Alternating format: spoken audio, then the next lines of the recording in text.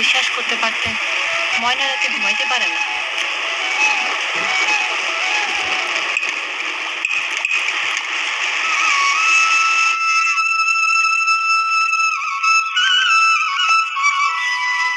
খাও সুলতান। এত ছোট গরু বেচতে পারবেন?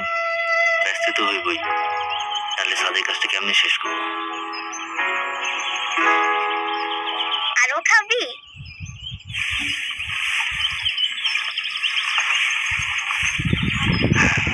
বাজান, তুমি সুলতানদের নিয়ে কই যাও?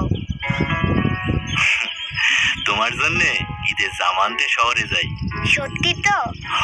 আমার জন্য লাল জামা নিয়ে আইবা। আচ্ছা মা।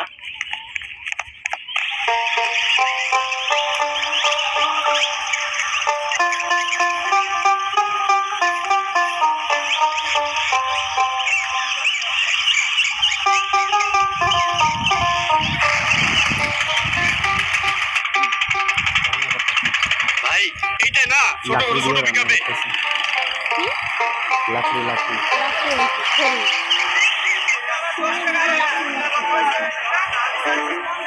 জি না গরু নাম রাখছে সুলতান।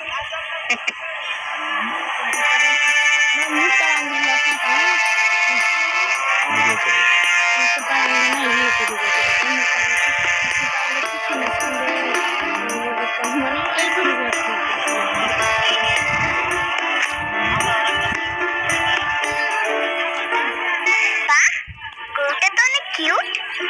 এটা আপনার? হ মা, ওর নাম সুলতান। ওই হাসান সাহেব আসছে। হাতের বড় গরুটা কোন দিকে? সুলতান, সুন্দর নাম তো। হাতের সবচেয়ে বড় গরুটা হাসান সাহেবের হওয়া চাই। ভাই ওইটাই বড় গরু। ও এটাই, তাহলে এটাই নেব। হ্যাঁ দেখো, কিচ্ছু করবো না ধরো। হাই সুলতান। সাবধানে বাবা, হ্যাঁ? এবার আমরা সুলতানকেই নিব। হ্যাঁ?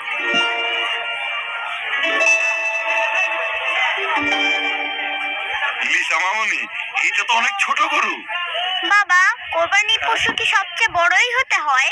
ছোট বড় তো বিষয় না, পছন্দের পশু কোরবানি দেওয়াই তো আসল কোরবানি, তাই না? হ্যাঁ তাই তো মামনি।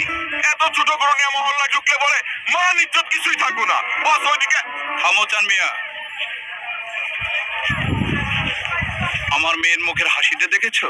তাই আমি ঠিক করেছি ওই সুলতানি হবে আমাদের এবারের ঈদের একমাত্র কোরবানির গরু। কি বলো মামুনি? থ্যাংক ইউ বাবা। থ্যাংক ইউ মামুনি। হ্যাঁ দাও।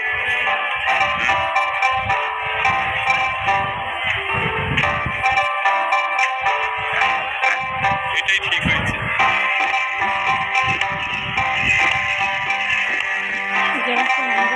বাজান, কি রে মা? বাজান, সুলতান কই? মাগো,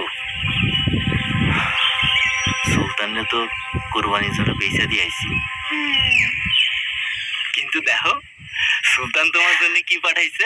বাহ, লাল জামা কত সুন্দর। আর তোমার মায়ের জন্য আনছি বাজারের সেরা সিমেন্ট। অহন ছাদের কাজটা কইরা ফেলাম, তাহলে বৃষ্টি পানি আর পড়বো না। প্রিয়জনের জন্য আমরা কি না করি। কেউ উৎসর্গ করে দিই আমাদের অমূল্য সম্বলের, কেউ ত্যাগ করি আমাদের অহংকারের। লোক দেখানো নয়, আদর্শ কোরবানি প্রিয় পশুকে সৃষ্টিকর্তার নামে উৎসর্গ করাতেই। চলুন কোরবানির প্রকৃত মহিমা ধারণ করি অন্তরে।